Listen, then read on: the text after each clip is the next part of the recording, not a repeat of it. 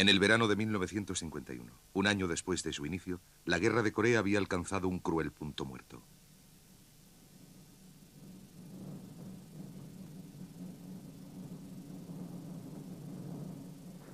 Día tras día, los bombardeos americanos trataban de forzar a los comunistas a la rendición.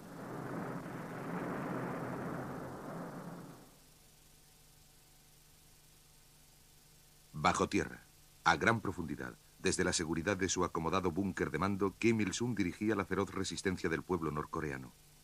Sin que ninguno de los dos bandos alcanzase una victoria militar rotunda, la guerra tomaba una nueva dimensión.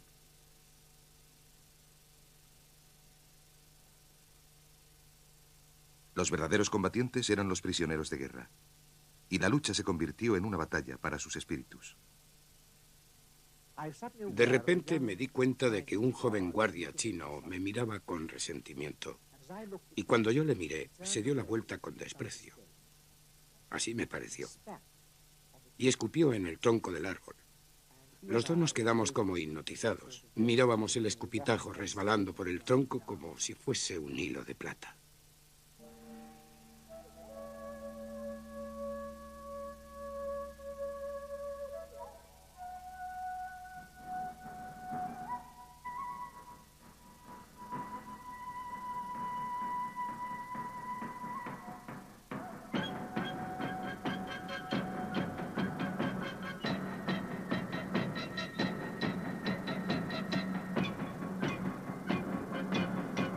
Corea, la guerra desconocida. Batalla de ideas.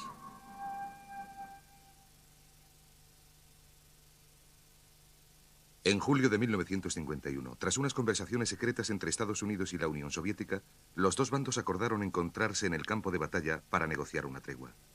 La delegación de las Naciones Unidas voló al encuentro de sus adversarios hasta una ciudad llamada Quezon.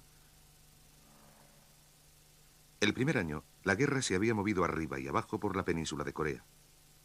Tras la invasión, los norcoreanos tomaron un 90% del territorio del sur. Luego, con el desembarco en Inchon, las fuerzas de las Naciones Unidas los barrieron hacia el norte hasta la frontera, provocando la intervención de China en la guerra. Norcoreanos y comunistas empujaron en poco tiempo a las Naciones Unidas hasta el paralelo 38, la línea que marcaba la división inicial. Como la posición de las Naciones Unidas se fortaleció, los dos bandos se encontraron en un punto muerto en el verano de 1951. Los soviéticos creían que como primer paso, las fuerzas beligerantes debían iniciar las conversaciones para el alto el fuego y el armisticio con una retirada mutua de las fuerzas del paralelo 38.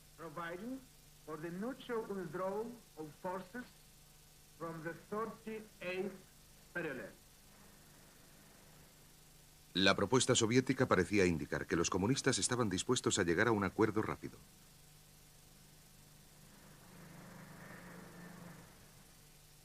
América también confiaba en parar el derramamiento de sangre. En 2 semanas, el vicealmirante Turner Joy, jefe de la delegación de las Naciones Unidas, viajó hasta la mesa de negociaciones en un transporte preparado a conciencia por el otro bando, jeeps americanos capturados ondeando banderas blancas. Los cámaras comunistas estaban allí para registrar la humillante escena. Las Naciones Unidas fueron presentadas como las demandantes de paz. Iba a ser una batalla verbal y de argucias, como el delegado de las Naciones Unidas contra almirante Arlit Björk descubrió pronto. Cuando nos sentamos, nosotros éramos más altos que los comunistas que estaban al otro lado, que los chinos y norcoreanos. Y cuando volvimos a sentarnos después, probablemente estuvimos un par de horas comiendo, habían cerrado las patas de nuestras sillas como unos 3 centímetros, de modo que nuestras cabezas estuvieran aproximadamente a la misma altura. Se aseguraron bien de que no tuviéramos ningún tipo de superioridad sobre ellos. La falta de rigor tomó otras formas. Guardias comunistas armados desfilaban por la zona supuestamente neutral de la tregua. China y Corea del Norte tensaban sus músculos. No debemos olvidar que se trataba de 2 países desconocidos para los americanos. Y no solo para los americanos, sino para la mayoría del mundo occidental y las Naciones Unidas. China, el continente, no existía. China era Formosa. Chiang Kai-shek y Corea tampoco existían. Y en esta guerra ellos demostraron que estaban ahí. Habiendo forzado al enemigo a negociar, los comunistas estaban decididos a volver este reconocimiento a su favor. El acuerdo estaba al final de un largo y amargo camino. Incluso la agenda era objeto de tediosas discusiones. América hablaba en representación de sus aliados de las Naciones Unidas. Corea del Sur tenía un observador en el equipo negociador, el general Paik Sun-yu.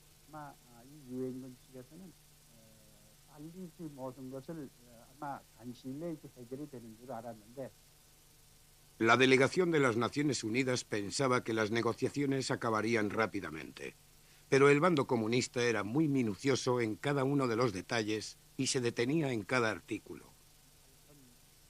Los norcoreanos insistían en que se marcase la frontera del armisticio a lo largo del paralelo 38, mientras que nuestro lado quería que siguiese la actual línea de contacto militar.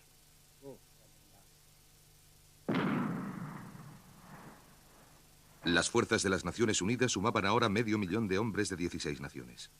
Habían alcanzado la superioridad numérica, combinada con un equipamiento y logística mucho mejores. La artillería de las Naciones Unidas podía cañonear a los comunistas desde posiciones seguras. Por primera vez había una línea fronteriza casi inquebrantable e inquebrantada. Cuando llegué al frente, la guerra estaba bloqueada y la lucha consistía sobre todo en el patrullaje nocturno. Durante la noche había fuertes ataques de la artillería, particularmente la nuestra.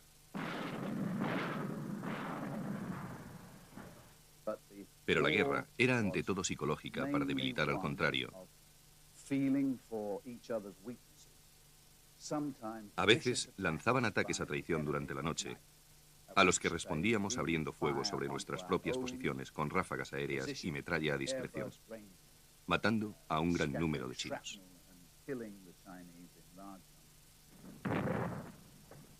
El rearme occidental se hizo muy pronto palpable en Corea.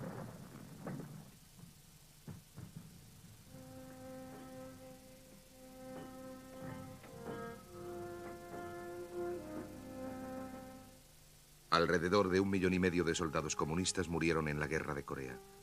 10 veces las pérdidas del bando de las Naciones Unidas.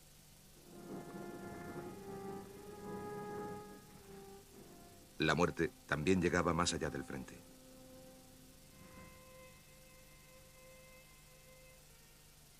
Las fuerzas aéreas de los Estados Unidos destruían cada pueblo de Corea del Norte. Viajábamos a la luz de la luna, así es que la impresión que me daba era la de viajar por la luna, porque solo había devastación y las ciudades se reducían de un modo muy extraño a una colección de chimeneas. No comprendo por qué las casas se destruían y las chimeneas no. Pero vi miles y miles de chimeneas. Y eso era todo.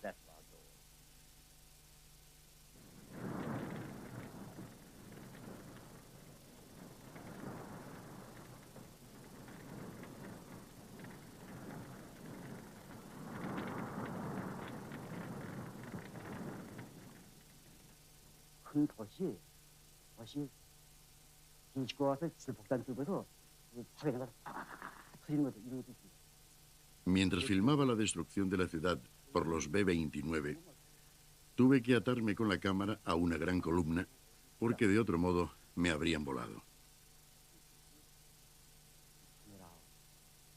Si una bomba pesada, como de 1 tonelada, explotaba, el impacto era tan fuerte que destruía cualquier cosa en un radio de 50 metros como si fuera de papel.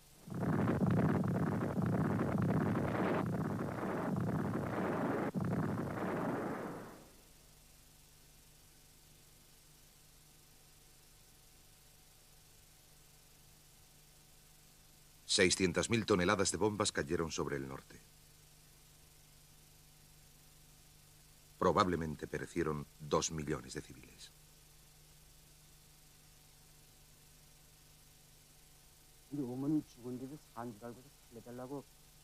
Mientras filmaba, un chico me suplicaba que salvase la vida de su madre. No se daba cuenta de que ya estaba muerta. Continué filmándole incluso a través de mis lágrimas. Tenía que hacer mi trabajo de cámara. Ni siquiera paré para enjugarle la sangre o vendar la herida que tenía en la espalda. Todavía siento un inmenso dolor siempre que recuerdo aquella escena. Para sobrevivir a la lluvia de bombas, Corea del Norte trasladó gran parte de su economía bajo tierra, excavando a gran profundidad bajo las colinas.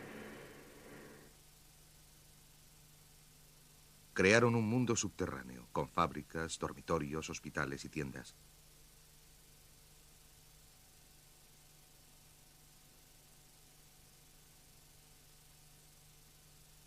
Abajo, en los túneles, la gente se sentía a salvo y podía llevar una vida normal en apariencia. Al igual que en el sur, los norcoreanos nunca se olvidaron de la educación.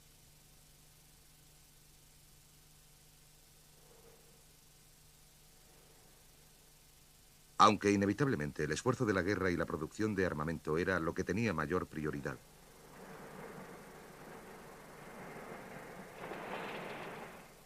Con la mayoría de los hombres en el frente, las mujeres llevaban todos los aspectos de la producción y libraban su propia batalla contra el enemigo. Teníamos un eslogan: la retaguardia es el frente. Hagamos las balas de la venganza para alcanzar a los americanos. Y así tratábamos de producir más balas y proyectiles de mortero rápidamente para enviarlos al frente, día y noche. Incluso comíamos al lado de las máquinas para continuar la producción. Los bombardeos no lograban tener su pretendido efecto. El fuego que caía del cielo cauterizaba a la sociedad norcoreana. Tenían el orgullo de mantenerse en pie contra el mayor poder de la tierra, y la gente se apiñaba alrededor de sus gobernantes y de su dirigente, Kim Il-sung, que era presentado como el objeto de una adoración casi religiosa. El precio de esta resistencia fue horriblemente alto. Kim Il-sung, hablando en el aniversario de la liberación, parecía hacer caso omiso del coste. Fue un discurso largo, muy celebrado y aplaudido. Y después del discurso hubo una fiesta, con canciones, bebidas y baile.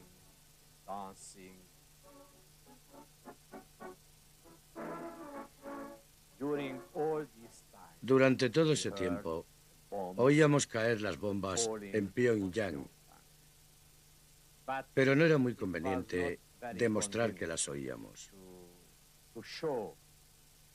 Teníamos que comportarnos como si nada pasara. Y la fiesta duró hasta las 5 o las 6 de la mañana. Entonces, con la luz del día, salimos a la superficie y en las calles vi cientos y cientos de personas que esa misma noche habían muerto a causa de las bombas.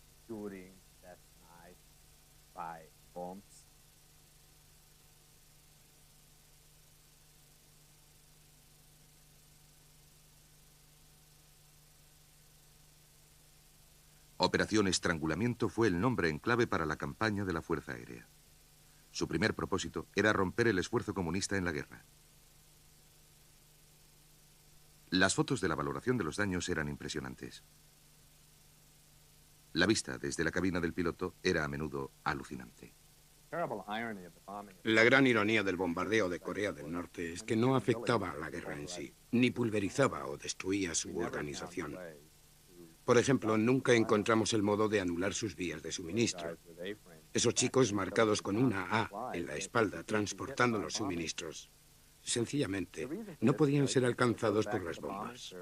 La razón es muy simple. Se remonta a los sondeos que se hicieron de los bombardeos de la Segunda Guerra Mundial. Bombardear no es una estrategia efectiva para acabar con una guerra o detener las líneas de suministro. Es una estrategia efectiva para destrozar las ciudades.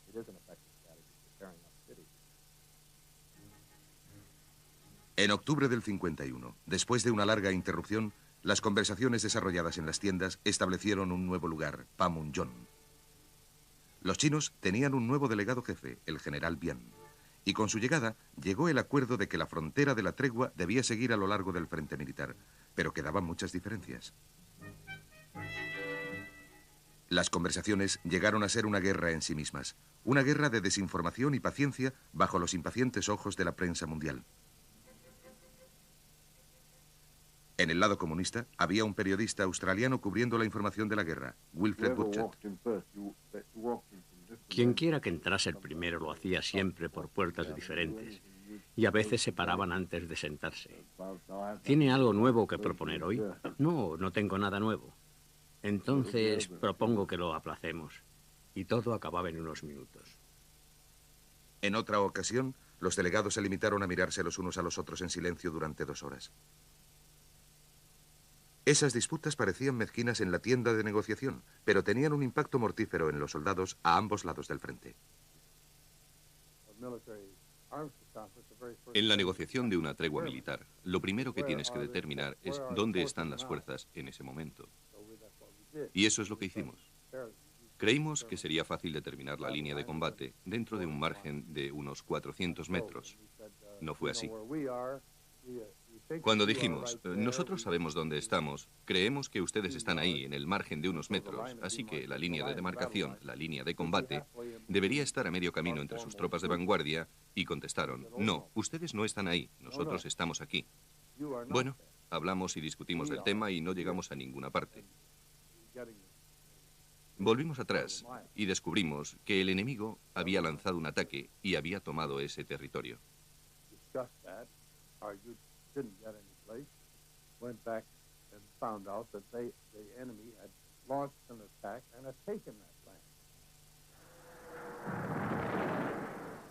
El bando de las Naciones Unidas también luchó durante las conversaciones. Lanzaron una ofensiva de otoño para tomar posiciones estratégicas y presionar en las negociaciones.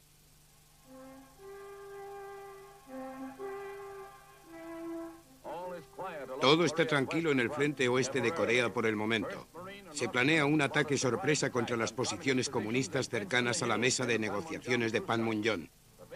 Los grandes cañones camuflados se han destapado. Un velo de secreto pende sobre la mesa de negociaciones en Panmunjom. Pero aquí una cortina de fuego pone el acento a nuestra determinación de proseguir la guerra hasta que se alcance la tregua. A los comunistas les cuesta hablar con segundas a un lanzallamas.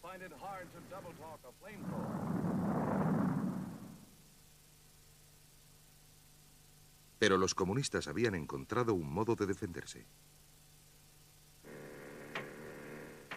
Tal como hacían en las ciudades, cavaban túneles. 1 millar de kilómetros que formaban una gran muralla bajo tierra a través de la frontera.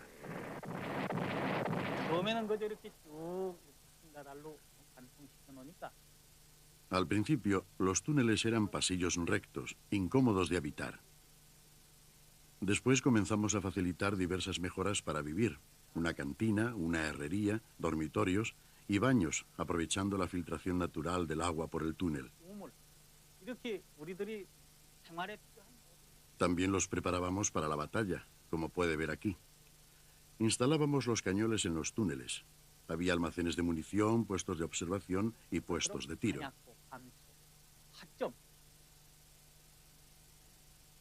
Corea del Norte y China nunca habían participado en una guerra de trincheras como esta, pero los occidentales sí. La lucha sobre el terreno a este nivel era como en la Primera Guerra Mundial, como recuerda uno de los 1000 miembros del batallón de voluntarios franceses. Heydrich Reich fue exactamente igual que Verdún. Mire las fotografías que se tomaron allí y podrá ver que fue como en Verdún. Y la estrategia del combate era también la misma. Adelantar nuestra propia línea de posición, porque los políticos estaban ya hablando en Panmunjom o, como decimos ahora, intercambiando puntos de vista con franqueza.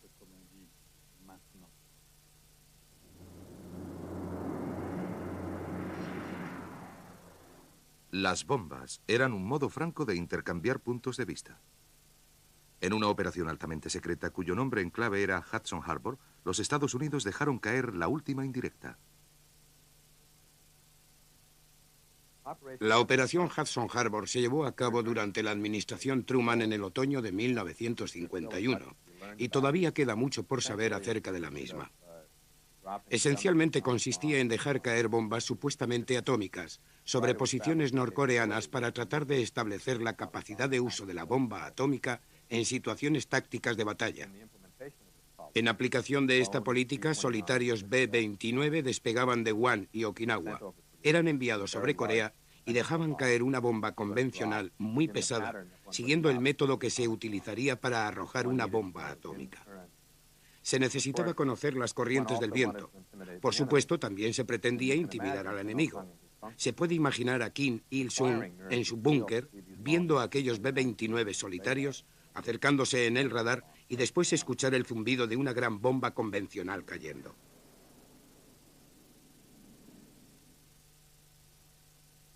A medida que se adentraba el segundo invierno de la guerra, las conversaciones de paz comenzaron a encarrilarse. Tras el acuerdo sobre la línea de demarcación, la discusión se centró en la cuestión de los prisioneros de guerra. Se intercambiaron listas. Cada uno de los bandos pensaba que la del contrario contenía muchos menos nombres. Se telegrafiaron los detalles a casa. Para 3.200 familias americanas, incluyendo a la del prisionero de mayor graduación, General Dean, hubo buenas noticias esa Navidad. Pero los nombres de otros 8.000 soldados desaparecidos estaban ausentes. La odisea de los prisioneros de las Naciones Unidas en manos de los comunistas estaba lejos de acabar. Los prisioneros de guerra de ambos bandos estaban a punto de convertirse en el centro del conflicto y la llave de la paz. La historia de los prisioneros de guerra, sostenida por ambos bandos, es uno de los cuentos más estrafalarios de toda la guerra de Corea. Las películas propagandistas comunistas daban una visión color de rosa de la vida en los campos de vacaciones del norte, pero la realidad era más bien distinta. En las primeras etapas de la guerra, algunos prisioneros, incluidos civiles occidentales, fueron llevados a marchas forzadas al norte a cargo de un oficial coreano conocido como el Tigre. El Tigre se había quedado al final de la marcha en ese momento y llegó galopando a lo largo de la columna y encontró a unos hombres tendidos al borde de la carretera. Con gran furia paró la marcha y dijo: «He dado órdenes de no permitir que nadie caiga. ¿Quién ha dejado que ocurra esto?» Descubrieron que habían caído de 5 secciones. Entonces dijo: «Voy a fusilar a los jefes de las secciones en las que hayan caído más hombres». ¿Quién es el jefe? El teniente Thornton dio un paso al frente. ¿Tiene usted alguna razón por la que no debería fusilarle?, dijo el Tigre al teniente. Y el teniente le dijo: «En nuestro país sería inaceptable. Me harían un juicio». Entonces el Tigre se volvió hacia unos coreanos y les preguntó si el teniente era culpable o no. Todos gritaron que sí, que era culpable, y el Tigre le dijo al teniente Thornton: «Ya ha tenido su juicio». «En nuestro país, señor», dijo, «a eso le llamamos linchamiento».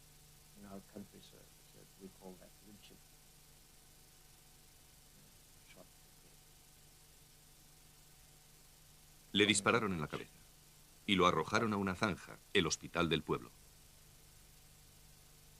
Las condiciones durante el primer año bajo el cuidado de los norcoreanos fueron terribles. Ni comida, ni medicinas, ni mantas, carecían de todo. El campamento estaba en un estado lamentable. La gente empezaba a tener disentería y cosas así. Y se estaban muriendo como chinches. La mayor parte por malnutrición. Cuando llegamos a Pirkton, uno de nuestros amigos, que se había ido directo hacia una carreta, Eddie Kurt, nos dijo: «Y no habéis visto nada todavía. Esperad a la noche, cuando le saquen fuera. No quiero ni pensarlo». Por la noche sacaron a unos 30 o 40 muertos, americanos la mayor parte.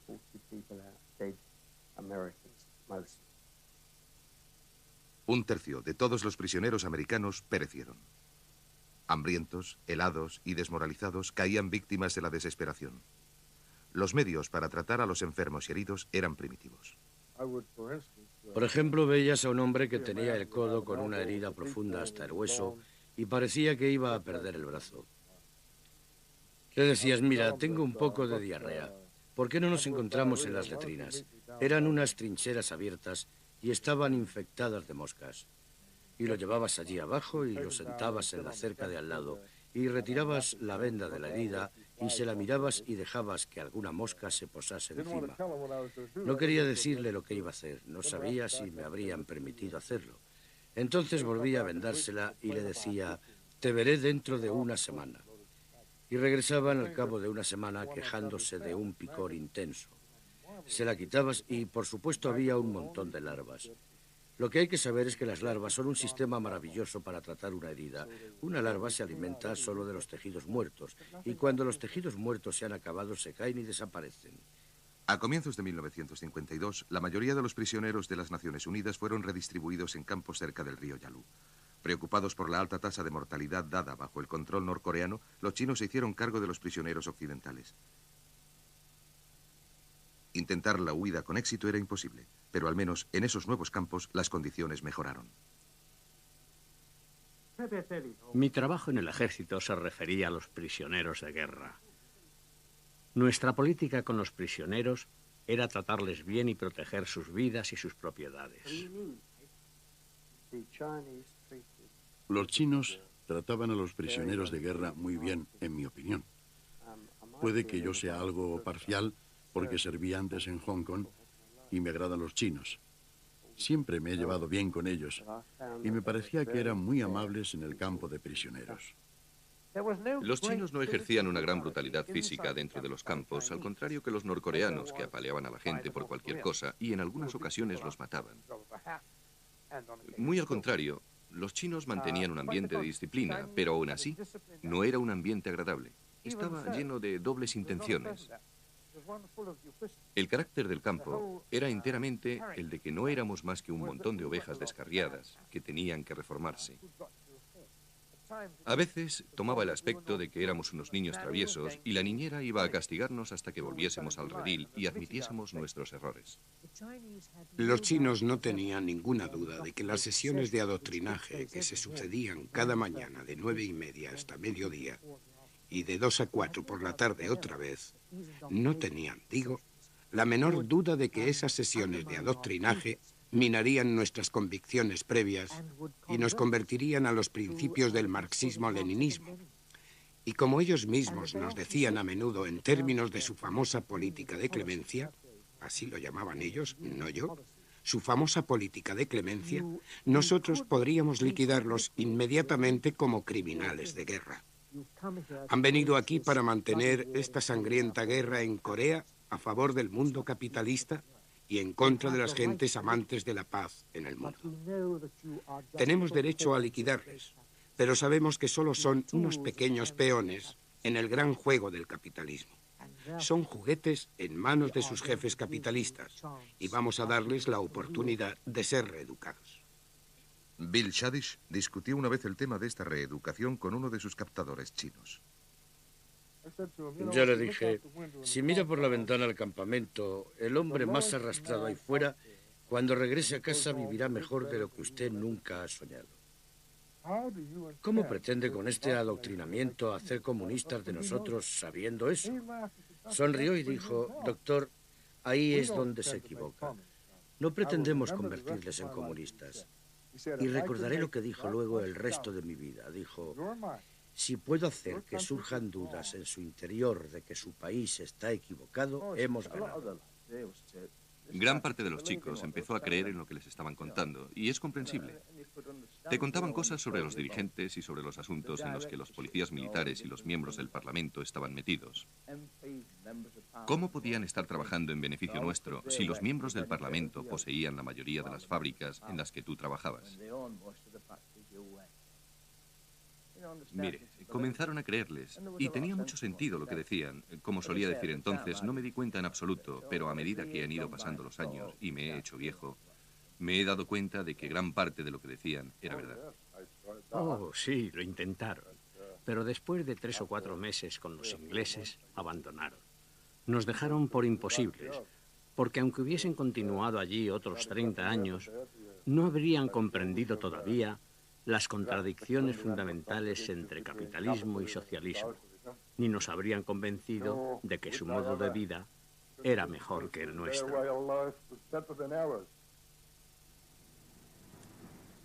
Mientras, en Corea del Sur, una batalla paralela se desarrollaba en el campo de las Naciones Unidas para prisioneros comunistas de la isla de Kogyo.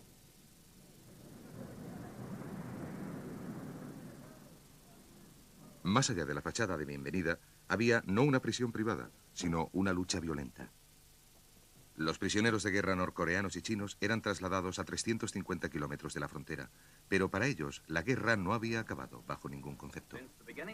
Desde el comienzo del conflicto coreano, las fuerzas de las Naciones Unidas han capturado más de 80.000 prisioneros de guerra norcoreanos y chinos. Los prisioneros orientales han arrastrado suciedad y parásitos durante un largo periodo antes de su captura. Una semana de limpieza diaria erradican esas pestes portadoras de enfermedades. Cada día nos llegan nuevos prisioneros a Kogyo, prisioneros a los que sus líderes enseñaron a esperar tortura y muerte. En su lugar, reciben un trato humanitario en estricta conformidad con los artículos de la Convención de Ginebra.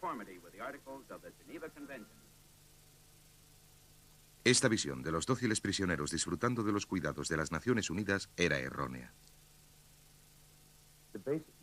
El error fundamental que cometimos en el manejo de estos prisioneros, en mi opinión, fue el siguiente. Nosotros los despiojamos, los limpiamos cuando llegaron, les dimos copias de la Convención de Ginebra en coreano y esperamos de ellos que fuesen unos buenos chicos. Bueno, pues ellos no jugaron con las mismas reglas. No tenían otras reglas más que las suyas propias y nosotros fuimos terriblemente ingenuos. Si hubiéramos matado unos cuantos al principio, no hubiéramos tenido que matar tantos después. Aunque estábamos presos físicamente, espiritualmente nunca nos sometimos a los americanos. Seguíamos siendo soldados del Ejército Popular Coreano y hubiéramos continuado luchando hasta la muerte en caso de necesidad.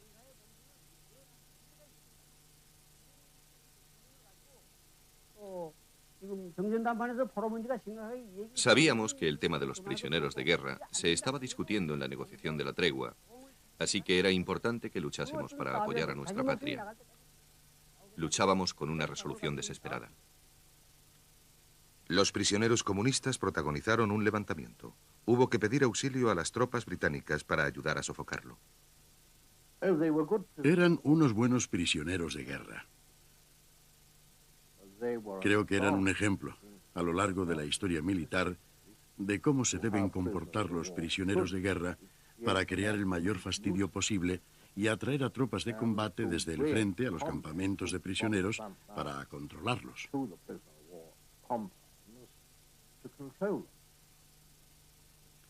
Hubo muchos problemas en Kogyo. Los guardias surcoreanos maltrataban a veces a sus cautivos comunistas. Las tropas americanas a menudo se desentendían. Los veían como ganado oriental y se referían a ellos como a los bastardos amarillos de ojos oblicuos y no los trataban realmente como uno espera que le traten según la Convención de Ginebra.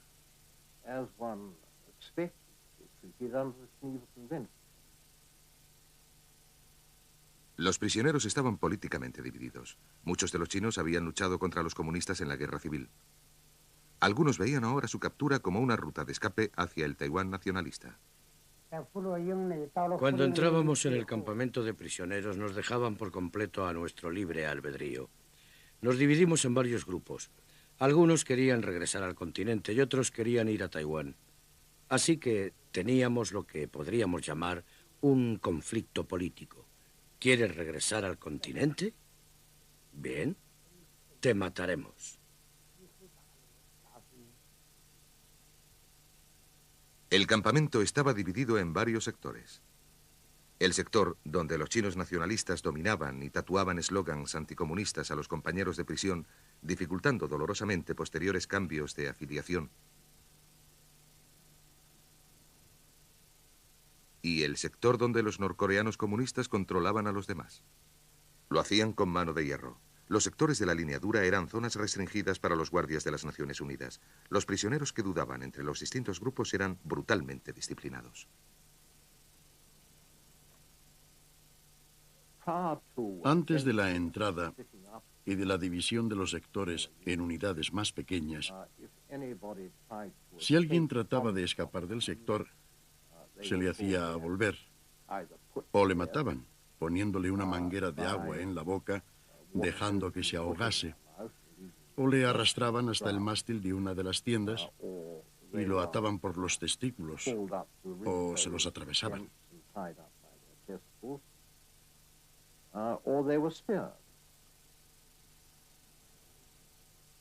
La causa inmediata de esta violencia fue un proceso denominado criba. Su propósito establecido era determinar qué prisioneros deseaban regresar al lado comunista una vez terminada la guerra. Las Naciones Unidas decían que la criba daba a los individuos una opción libre. Los comunistas decían que provocaba deserciones por intimidación. Creo que era imposible hacer una criba libre y tranquila según las circunstancias que prevalecían dentro de los campos de prisioneros, por la sencilla razón de que cualquiera que se comprometiese ponía en peligro su vida. Era el blanco de un bando y de otro. Como periodista, Kaisbech hacía de puente entre los dos escenarios principales de la acción, Koyedo y Panmunjom. En las tiendas, las conversaciones de paz se habían atascado en el asunto de la repatriación de prisioneros. En abril de 1952, el bando de las Naciones Unidas anunció que, según la criba, solo la mitad de los prisioneros en su poder deseaba regresar a casa.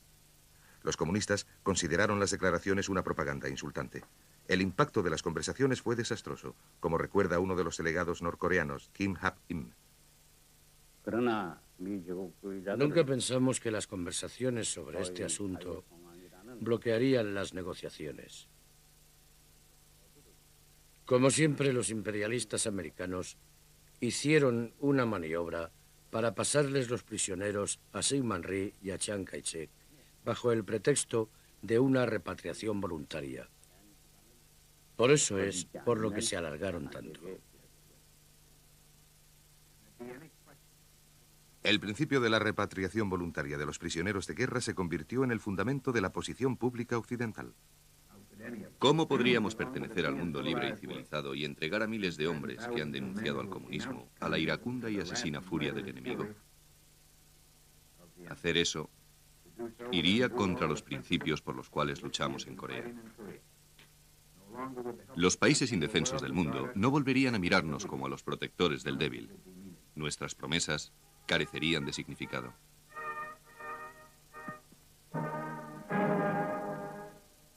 Mientras las cuestiones morales se convertían cada vez más en el centro de debate internacional y de la propaganda, el bando comunista introdujo un ingrediente explosivo. Corea del Norte y China anunciaron que América estaba esparciendo insectos infectados en sus respectivos territorios. El gobierno de los Estados Unidos desmintió rotundamente la acusación. El periodista húngaro Tibor Meray fue avisado para que viese las pruebas. Cuando yo miré, todavía quedaban moscas que estaban vivas y se movían. No volaban, pero se movían sobre la nieve.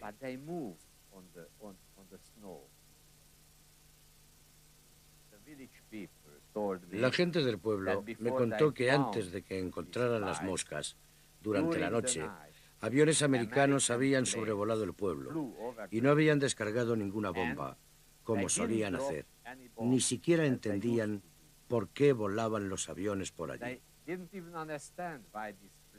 Solo lo comprendieron a la mañana siguiente, cuando encontraron las moscas. Los comunistas dijeron que se habían efectuado amplios ataques bacteriológicos, particularmente en centros muy poblados alejados del frente. Se identificaron varias secuelas, incluyendo plagas, ántrax y cólera.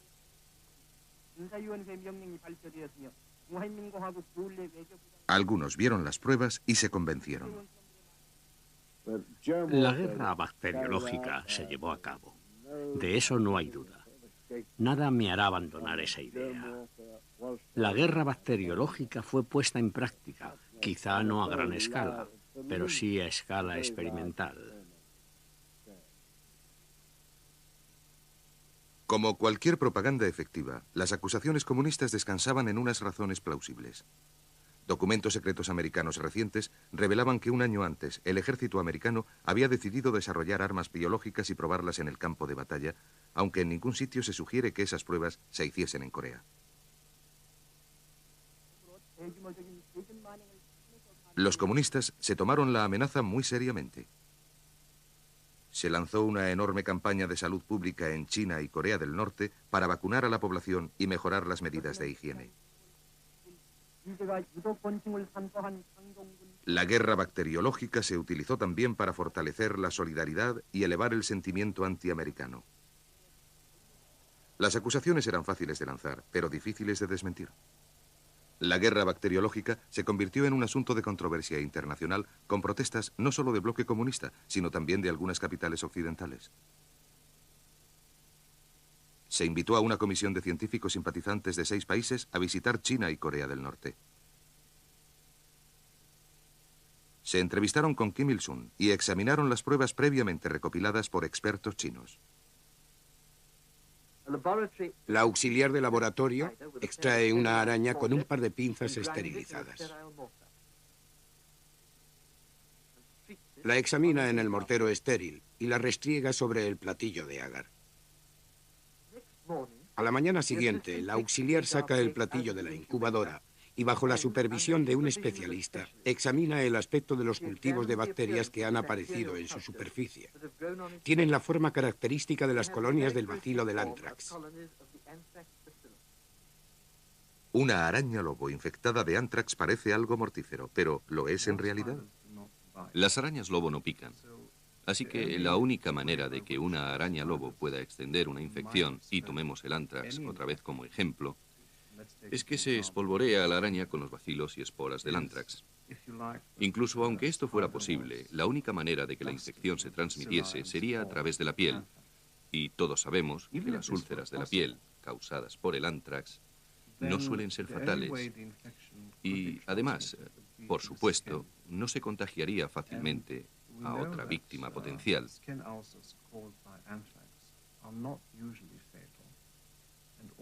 Así que creo que podemos descartar por completo a la araña lobo de esta discusión.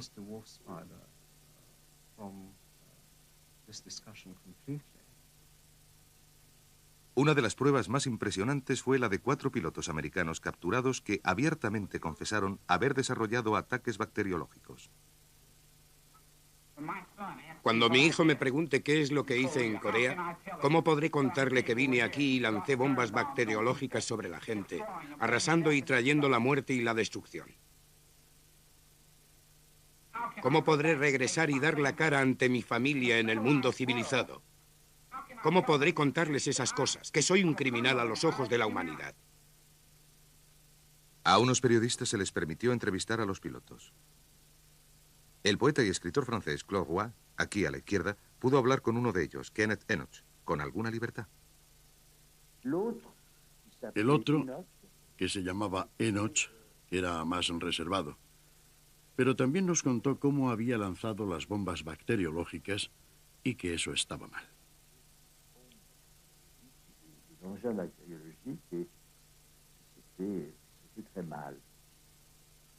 Un momento después, estaba en el lavabo orinando y Enoch estaba cerca de mí. Me dijo, nada de esto es verdad, ¿sabe? Le dije, ¿por qué lo cuenta entonces? Y añadió, quiero irme a casa.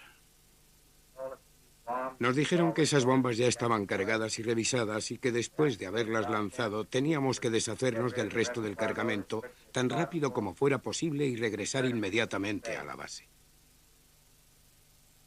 Enoch y los otros pilotos de la demostración firmaron detalladas confesiones. Aquellas afirmaciones se conseguían a menudo después de intensas presiones, tal como describe un piloto americano que no sucumbió. La primera sesión fue la peor. Se alargó durante 82 días. El interrogatorio era llevado a cabo sin descanso por 2 equipos de 3 hombres cada uno y me estuvieron interrogando día y noche durante los primeros 37 días.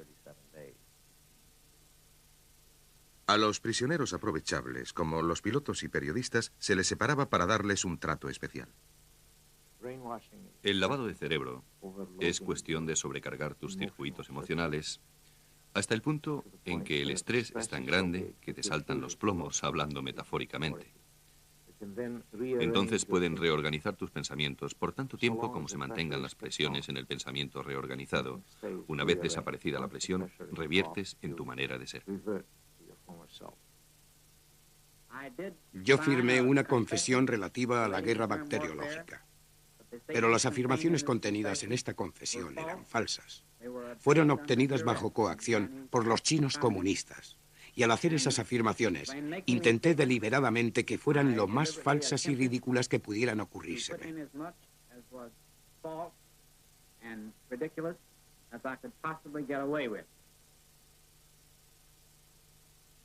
En cuanto a los descubrimientos científicos, la Comisión Internacional concluyó que las pruebas apoyaban las demandas comunistas, pero la Comisión estaba obligada a fiarse del material proporcionado por los chinos. Una vez me contaron que durante la noche la ciudad donde estaba este hospital había sido atacada por la guerra bacteriológica. Los campesinos encontraron las moscas o pulgas en la nieve. Y uno de los doctores húngaros me dijo, he hablado con uno de los campesinos. Él hablaba ya un poco de coreano y me ha dicho que no hubo aviones americanos allí. Fueron los soldados chinos quienes colocaron las moscas en el hielo. Y el doctor añadió inmediatamente, pero ya conoces a esos campesinos, primero dicen una cosa y luego dicen la contraria. Así que solo te lo comento a ti.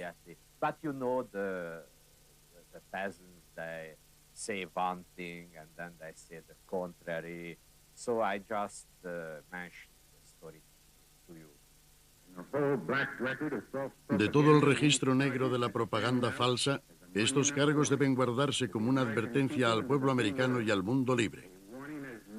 Una advertencia que es tan amenazadora y tan urgente como un incendio forestal acercándose a un poblado de madera.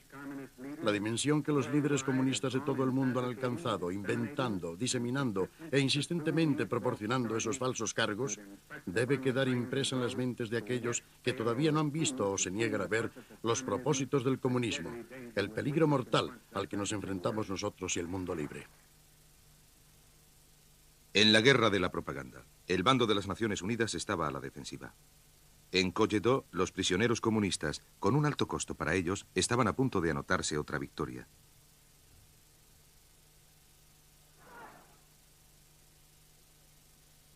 La conflictiva situación del campo había desembocado en una crisis. Hicieron entrar tropas de combate con órdenes de reorganizarlo todo.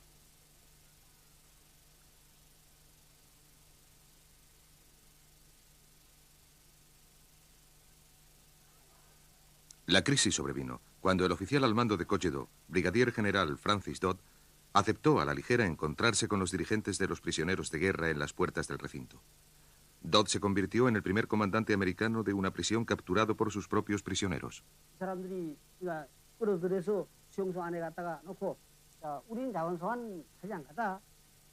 Arrastramos a Dodd al interior y lo retuvimos en el recinto de los prisioneros. Le dijimos que todos queríamos regresar a la patria, así que ¿a qué venía esa tontería sobre la repatriación voluntaria?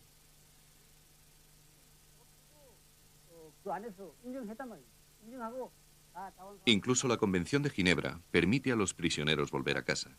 Dodd asintió y prometió cancelar la criba. Así que le dijimos, por favor, váyase, y le dejamos salir. Pero después, en venganza, destruyó el campamento con armas pesadas. Esta versión de la historia es un poco injusta con Dodd. Se habían asegurado de su liberación con la promesa de acabar con la criba forzosa de prisioneros. Pero tan pronto como Dodd estuvo a salvo, el acuerdo fue repudiado por el mando de las Naciones Unidas y su autor sometido a un consejo de guerra.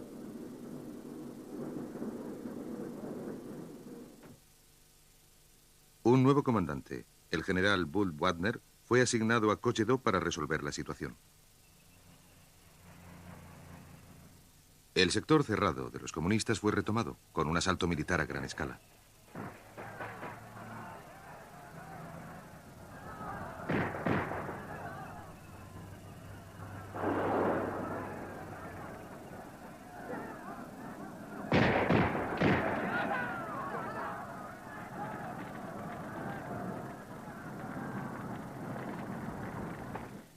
Con la pérdida de una vida americana y varios cientos de bajas entre los prisioneros, el campamento rebelde fue reducido.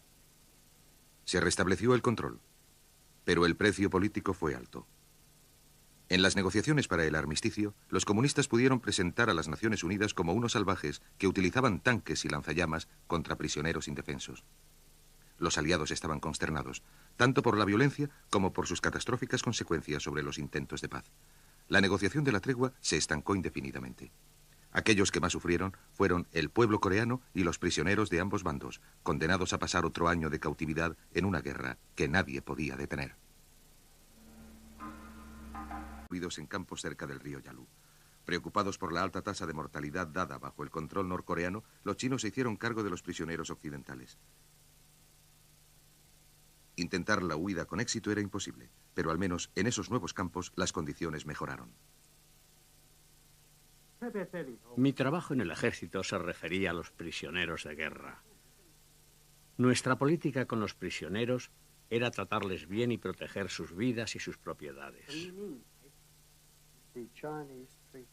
Los chinos trataban a los prisioneros de guerra muy bien, en mi opinión. Puede que yo sea algo parcial, porque serví antes en Hong Kong y me agradan los chinos. Siempre me he llevado bien con ellos y me parecía que eran muy amables en el campo de prisioneros. Los chinos no ejercían una gran brutalidad física dentro de los campos, al contrario que los norcoreanos, que apaleaban a la gente por cualquier cosa y en algunas ocasiones los mataban. Muy al contrario, los chinos mantenían un ambiente de disciplina, pero aún así no era un ambiente agradable. Estaba lleno de dobles intenciones. El carácter del campo era enteramente el de que no éramos más que un montón de ovejas descarriadas que tenían que reformarse. A veces tomaba el aspecto de que éramos unos niños traviesos y la niñera iba a castigarnos hasta que volviésemos al redil y admitiésemos nuestros errores. Los chinos no tenían ninguna duda de que las sesiones de adoctrinaje que se sucedían cada mañana de 9:30 hasta mediodía y de 2 a 4 por la tarde otra vez, no tenían, digo, la menor duda de que esas sesiones de adoctrinaje minarían nuestras convicciones previas y nos convertirían a los principios del marxismo-leninismo.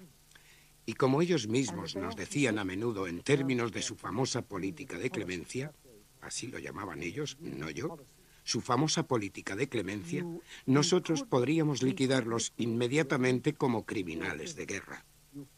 Han venido aquí para mantener esta sangrienta guerra en Corea a favor del mundo capitalista y en contra de las gentes amantes de la paz en el mundo.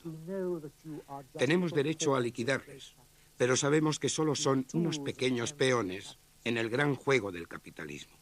Son juguetes en manos de sus jefes capitalistas y vamos a darles la oportunidad de ser reeducados. Bill Shadish discutió una vez el tema de esta reeducación con uno de sus captadores chinos.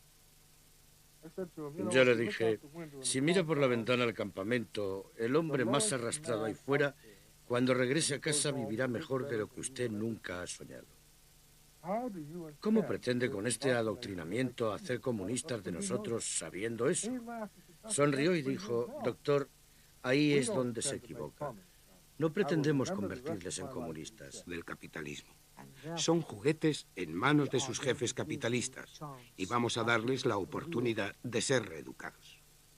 Bill Shadish discutió una vez el tema de esta reeducación con uno de sus captadores chinos.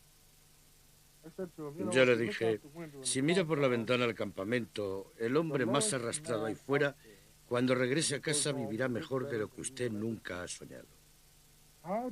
¿Cómo pretende con este adoctrinamiento hacer comunistas de nosotros sabiendo eso? Sonrió y dijo, doctor, ahí es donde se equivoca. No pretendemos convertirles en comunistas. Y recordaré lo que dijo luego el resto de mi vida. Dijo, si puedo hacer que surjan dudas en su interior de que su país está equivocado, hemos ganado. Gran parte de los chicos empezó a creer en lo que les estaban contando, y es comprensible. Te contaban cosas sobre los dirigentes y sobre los asuntos en los que los policías militares y los miembros del Parlamento estaban metidos. ¿Cómo podían estar trabajando en beneficio nuestro si los miembros del Parlamento poseían la mayoría de las fábricas en las que tú trabajabas? Mire, comenzaron a creerles, y tenía mucho sentido lo que decían. Como solía decir entonces, no me di cuenta en absoluto, pero a medida que han ido pasando los años y me he hecho viejo, me he dado cuenta de que gran parte de lo que decían era verdad. Oh, sí, lo intentaron. Pero después de 3 o 4 meses con los ingleses, abandonaron. Nos dejaron por imposibles, porque aunque hubiesen continuado allí otros 30 años, no habrían comprendido todavía las contradicciones fundamentales entre capitalismo y socialismo, ni nos habrían convencido de que su modo de vida era mejor que el nuestro.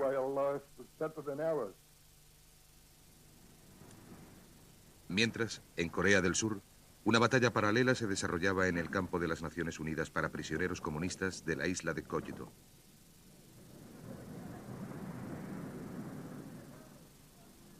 Más allá de la fachada de bienvenida, había no una prisión privada, sino una lucha violenta. Los prisioneros de guerra norcoreanos y chinos eran trasladados a 350 kilómetros de la frontera, pero para ellos la guerra no había acabado bajo ningún concepto. Desde el comienzo del conflicto coreano, las fuerzas de las Naciones Unidas han capturado más de 80.000 prisioneros de guerra norcoreanos y chinos. Los prisioneros orientales han arrastrado suciedad y parásitos durante un largo periodo antes de su captura. Una semana de limpieza diaria erradican esas pestes portadoras de enfermedades. Cada día nos llegan nuevos prisioneros a Kogyo, prisioneros a los que sus líderes enseñaron a esperar tortura y muerte. En su lugar, reciben un trato humanitario en estricta conformidad con los artículos de la Convención de Ginebra. Esta visión de los dóciles Son juguetes en manos de sus jefes capitalistas y vamos a darles la oportunidad de ser reeducados. Bill Shadish discutió una vez el tema de esta reeducación con uno de sus captadores chinos.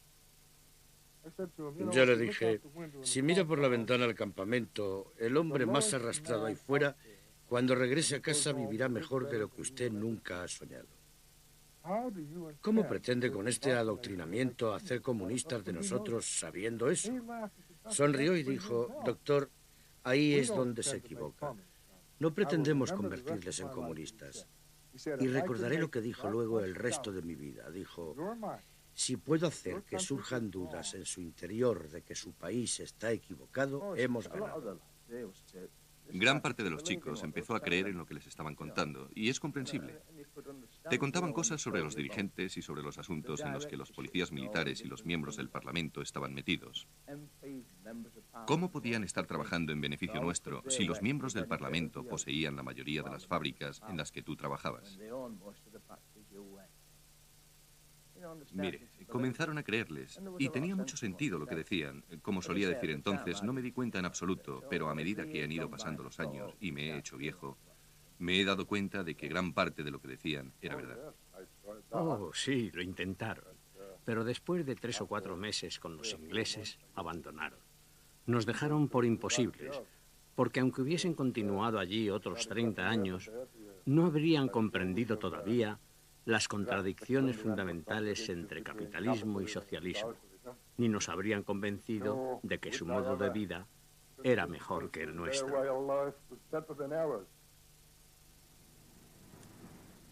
Mientras, en Corea del Sur, una batalla paralela se desarrollaba en el campo de las Naciones Unidas para prisioneros comunistas de la isla de Kogyo.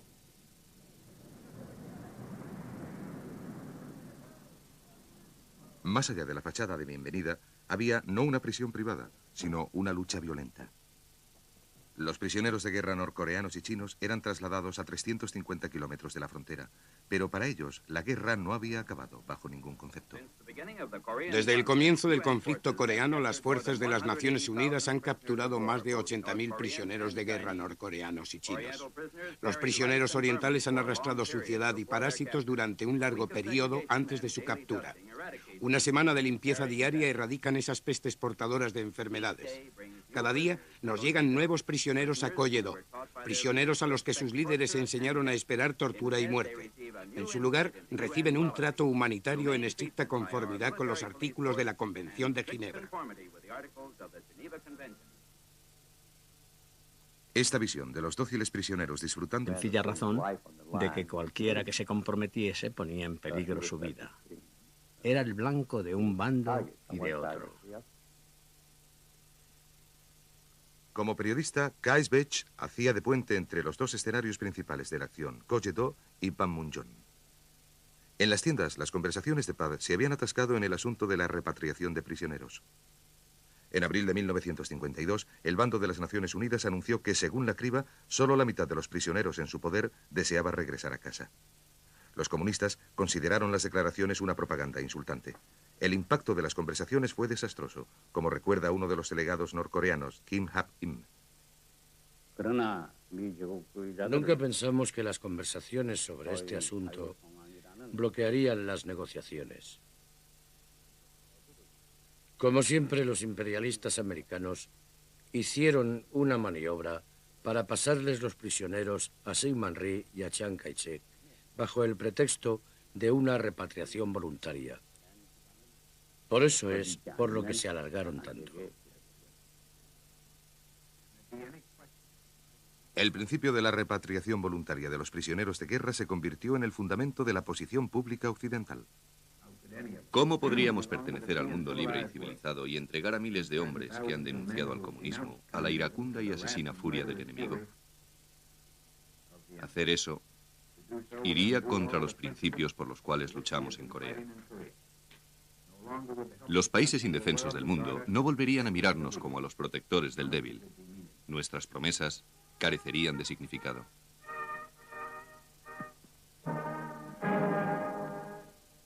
Mientras las cuestiones morales se convertían cada vez más en el centro de debate internacional y de la propaganda, el bando comunista introdujo un ingrediente explosivo.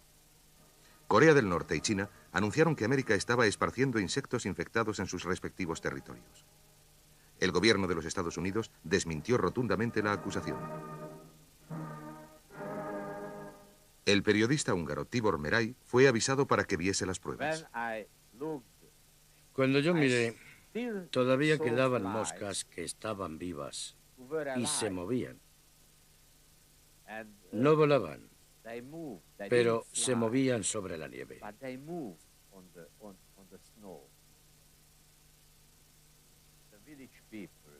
La gente del pueblo me contó que antes de que encontraran las moscas, durante la noche, aviones americanos habían sobrevolado el pueblo y no habían descargado ninguna bomba, como solían hacer. Ni siquiera entendían por qué volaban los aviones por allí. Solo lo comprendieron a la mañana siguiente cuando encontraron las moscas. Porque solo había devastación y las ciudades se reducían de un modo muy extraño a una colección de chimeneas. No comprendo por qué las casas se destruían y las chimeneas no. Pero vi miles y miles de chimeneas y eso era todo.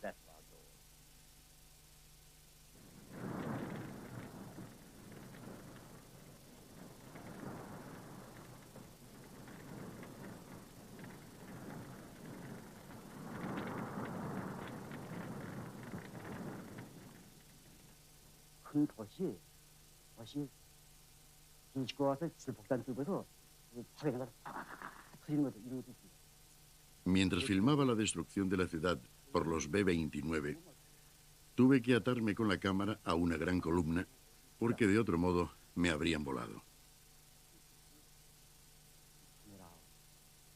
Si una bomba pesada, como de 1 tonelada, explotaba, el impacto era tan fuerte que destruía cualquier cosa en un radio de 50 metros como si fuera de papel.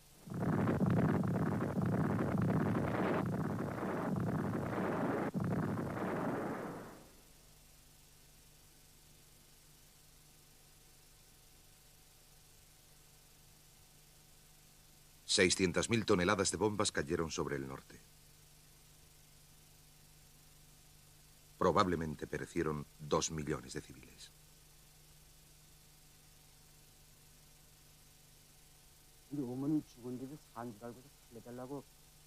Mientras filmaba, un chico me suplicaba que salvase la vida de su madre. No se daba cuenta de que ya estaba muerta. Continué filmándole incluso a través de mis lágrimas. Tenía que hacer mi trabajo de cámara. Ni siquiera paré para enjugarle la sangre o vendar la herida que tenía en la espalda. Todavía siento un inmenso dolor siempre que recuerdo aquella escena. Para sobrevivir a la lluvia de bombas, Corea del Norte trasladó gran parte de su economía bajo tierra, excavando a gran profundidad bajo las colinas. Crearon un mundo subterráneo, con fábricas, dormitorios, hospitales y tiendas.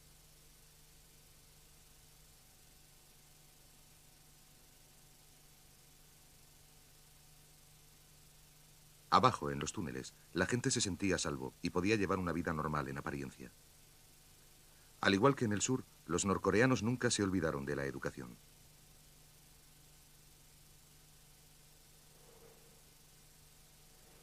Las americanas a menudo se desentendían. Los veían como ganado oriental y se referían a ellos como a los bastardos amarillos de ojos oblicuos y no los trataban realmente como uno espera que le traten según la Convención de Ginebra.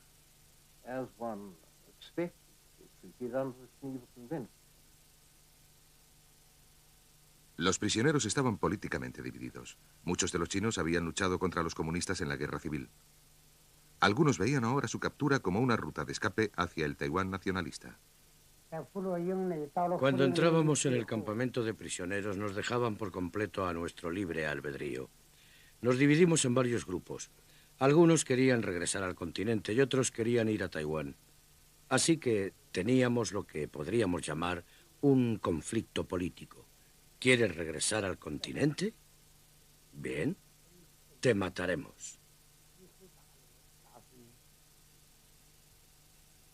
El campamento estaba dividido en varios sectores.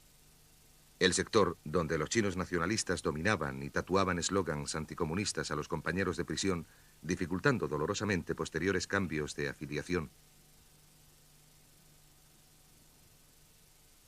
Y el sector donde los norcoreanos comunistas controlaban a los demás.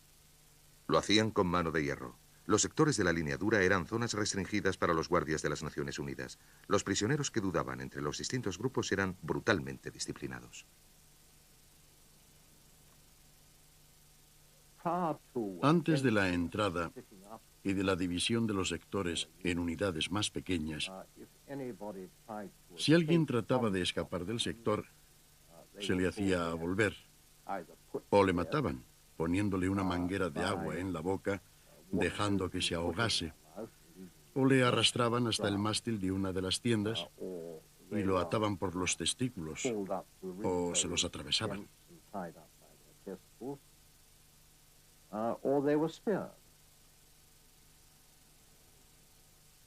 La causa inmediata de esta violencia fue un proceso denominado criba. Su propósito establecido era determinar qué prisioneros deseaban regresar al lado comunista una vez terminada la guerra. Las Naciones Unidas decían que la criba daba a los individuos una opción libre. Los comunistas decían que provocaba deserciones por intimidación. Creo que era imposible hacer una criba libre y tranquila según las circunstancias que prevalecían dentro de los campos de prisioneros, por la sencilla razón de que cualquiera que se comprometiese ponía en peligro su vida. Era el blanco de un bando y de otro. Como periodista, Kaisbech hacía de puente entre los dos escenarios de negociación, pero tenían un impacto mortífero en los soldados a ambos lados del frente. En la negociación de una tregua militar, lo primero que tienes que determinar es dónde están las fuerzas en ese momento. Y eso es lo que hicimos. Creímos que sería fácil determinar la línea de combate dentro de un margen de unos 400 metros. No fue así. Cuando dijimos, nosotros sabemos dónde estamos, creemos que ustedes están ahí, en el margen de unos metros, así que la línea de demarcación, la línea de combate, debería estar a medio camino entre sus tropas de vanguardia, y contestaron, no, ustedes no están ahí, nosotros estamos aquí. Bueno, hablamos y discutimos del tema y no llegamos a ninguna parte. Volvimos atrás y descubrimos que el enemigo había lanzado un ataque y había tomado ese territorio.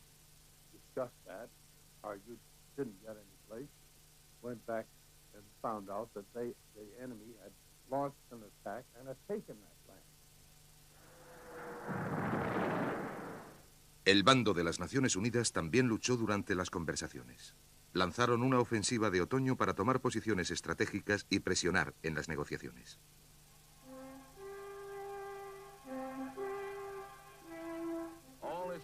Todo está tranquilo en el frente oeste de Corea por el momento.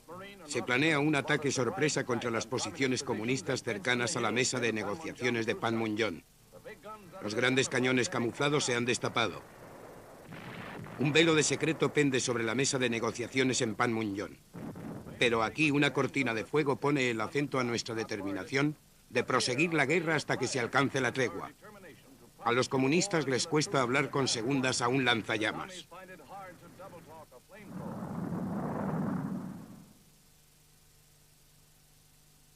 Pero los comunistas habían encontrado un modo de defenderse. Tal como hacían en las ciudades, cavaban túneles. 1 millar de kilómetros que formaban una gran muralla bajo tierra a través de la frontera.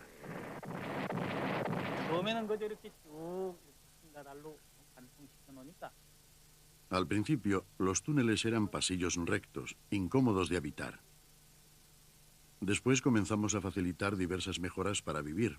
Una cantina, una herrería, dormitorios y baños, aprovechando la filtración natural del agua por el túnel. También los preparábamos para la batalla, como puede ver aquí. Instalábamos los cañones en los túneles. Había almacenes de munición, puestos de observación y puestos de tiro.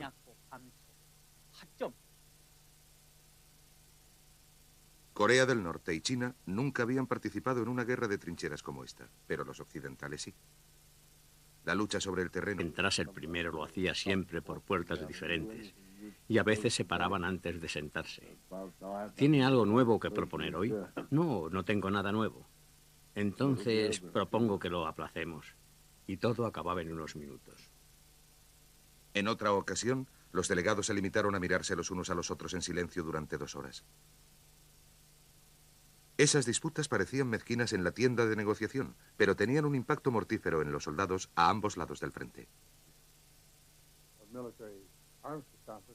En la negociación de una tregua militar, lo primero que tienes que determinar es dónde están las fuerzas en ese momento. Y eso es lo que hicimos. Creímos que sería fácil determinar la línea de combate dentro de un margen de unos 400 metros. No fue así. Cuando dijimos, nosotros sabemos dónde estamos, creemos que ustedes están ahí, en el margen de unos metros, así que la línea de demarcación, la línea de combate, debería estar a medio camino entre sus tropas de vanguardia, y contestaron, no, ustedes no están ahí, nosotros estamos aquí. Bueno, hablamos y discutimos del tema y no llegamos a ninguna parte. Volvimos atrás y descubrimos que el enemigo había lanzado un ataque y había tomado ese territorio.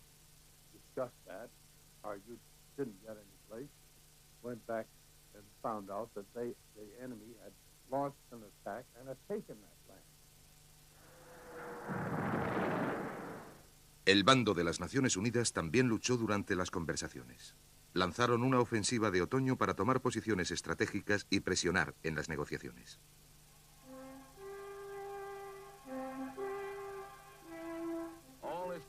Todo está tranquilo en el frente oeste de Corea por el momento. Se planea un ataque sorpresa contra las posiciones comunistas cercanas a la mesa de negociaciones de Panmunjom. Los grandes cañones camuflados se han destapado. Un velo de secreto pende sobre la mesa de negociaciones en Panmunjom. Pero aquí una cortina de fuego pone el acento a nuestra determinación de proseguir la guerra hasta que se alcance la tregua. A los comunistas les cuesta hablar con segundas a un lanzallamas.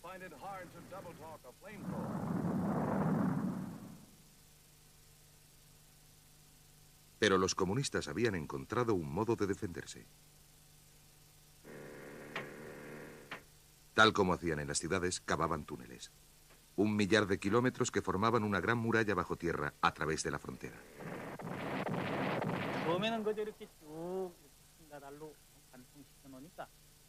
Al principio, los túneles eran pasillos rectos, incómodos de habitar. Después comenzamos a facilitar diversas mejoras para vivir.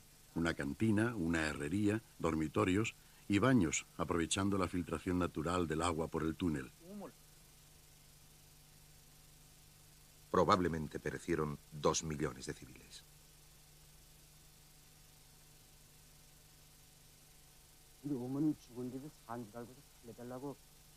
Mientras filmaba, un chico me suplicaba que salvase la vida de su madre. No se daba cuenta de que ya estaba muerta. Continué filmándole incluso a través de mis lágrimas. Tenía que hacer mi trabajo de cámara.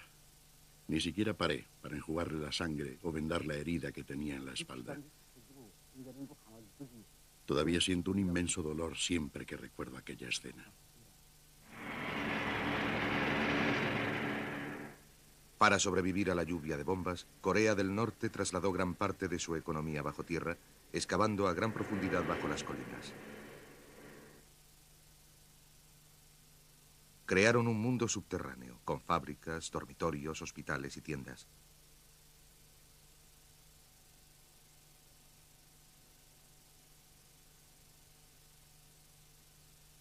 Abajo, en los túneles, la gente se sentía a salvo y podía llevar una vida normal en apariencia. Al igual que en el sur, los norcoreanos nunca se olvidaron de la educación.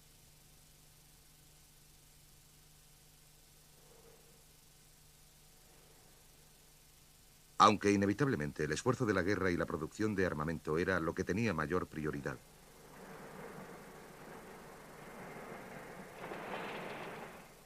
Con la mayoría de los hombres en el frente, las mujeres llevaban todos los aspectos de la producción y libraban su propia batalla contra el enemigo. Teníamos un eslogan: la retaguardia es el frente. Hagamos las balas de la venganza para alcanzar a los americanos. Y así tratábamos de producir más balas y proyectiles de mortero rápidamente para enviarlos al frente, día y noche. Incluso comíamos al lado de las máquinas para continuar la producción. Los bombardeos no lograban tener su pretendido efecto. El fuego que caía del cielo cauterizaba a la sociedad norcoreana. Tenían el orgullo de mantenerse en pie contra el mayor poder de la tierra, y la gente se apiñaba alrededor de sus gobernantes y de su dirigente, Kim Il-sung, que era presentado como el objeto de una adoración casi religiosa. El precio de esta resistencia fue horriblemente alto. Kim Il-sung, hablando en el aniversario de la liberación, parecía hacer caso omiso del coste. Fue un discurso largo, muy celebrado y aplaudido. Y después del discurso hubo una fiesta, con canciones, personas que esa misma noche habían muerto a causa de las bombas.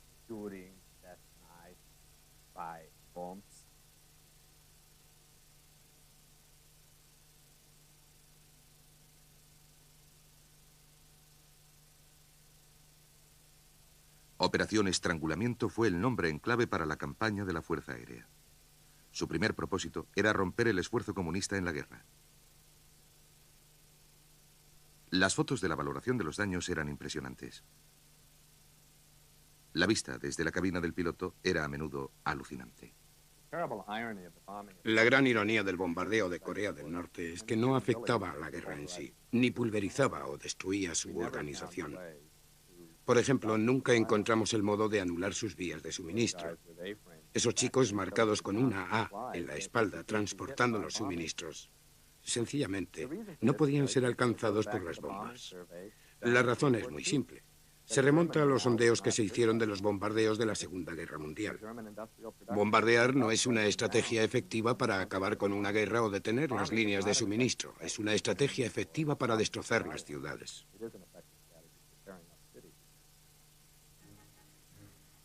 En octubre del 51, después de una larga interrupción, las conversaciones desarrolladas en las tiendas establecieron un nuevo lugar, Panmunjom.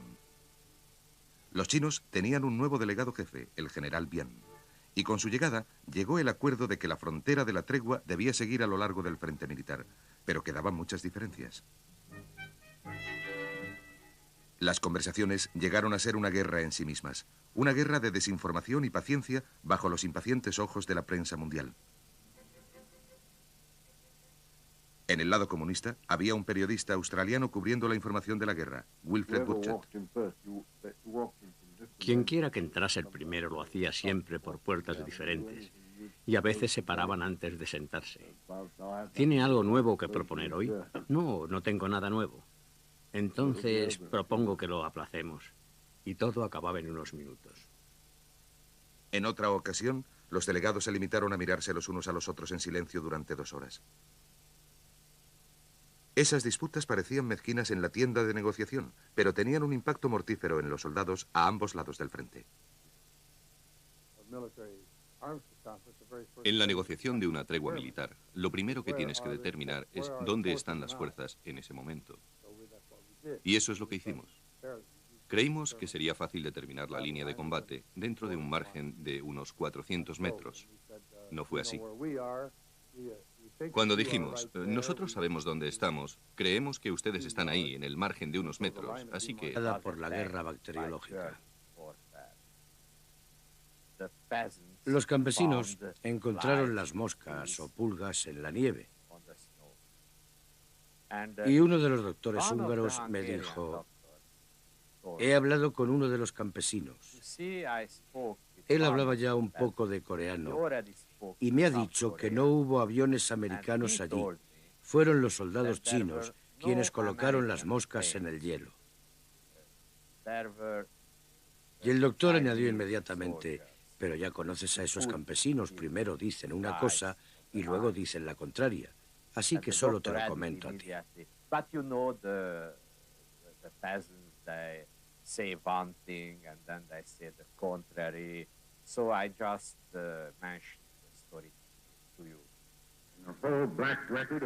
De todo el registro negro de la propaganda falsa, estos cargos deben guardarse como una advertencia al pueblo americano y al mundo libre.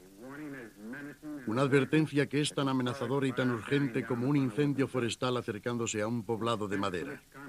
La dimensión que los líderes comunistas de todo el mundo han alcanzado, inventando, diseminando e insistentemente proporcionando esos falsos cargos, debe quedar impresa en las mentes de aquellos que todavía no han visto o se niegan a ver los propósitos del comunismo, el peligro mortal al que nos enfrentamos nosotros y el mundo libre.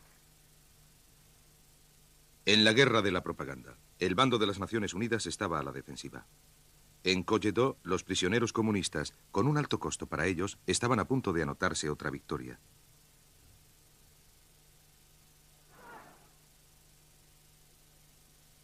La conflictiva situación del campo había desembocado en una crisis. Hicieron entrar tropas de combate con órdenes de reorganizarlo todo.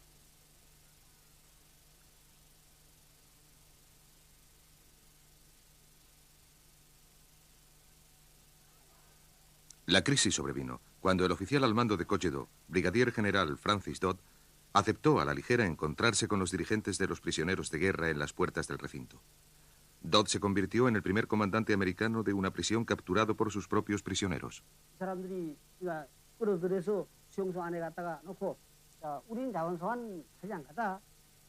Arrastramos a Dodd al interior y lo retuvimos en el recinto de los prisioneros. Le dijimos que todos queríamos regresar a la patria, así que ¿a qué venía esa tontería sobre la repatriación voluntaria?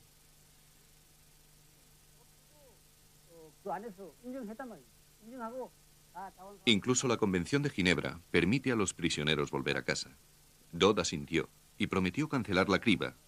Así que le dijimos, por favor, váyase, y le dejamos salir.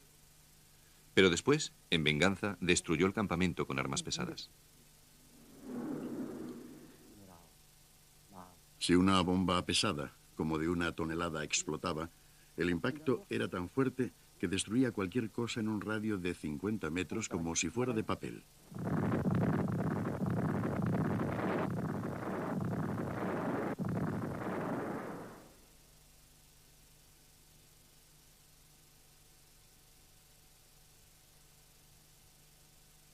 $600.000 toneladas de bombas cayeron sobre el norte.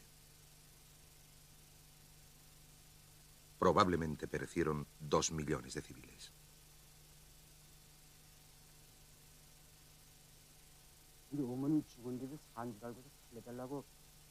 Mientras filmaba, un chico me suplicaba que salvase la vida de su madre.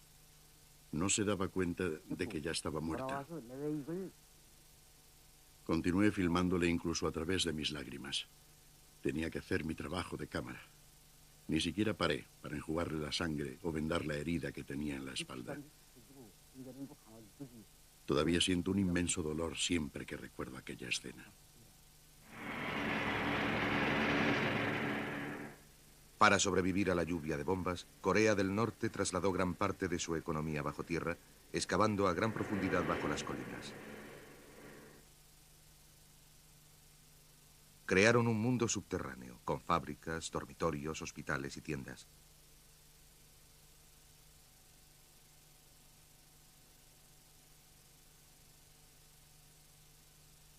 Abajo, en los túneles, la gente se sentía a salvo y podía llevar una vida normal en apariencia.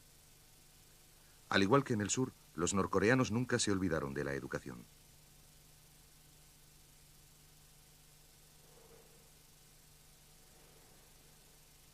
Aunque inevitablemente el esfuerzo de la guerra y la producción de armamento era lo que tenía mayor prioridad.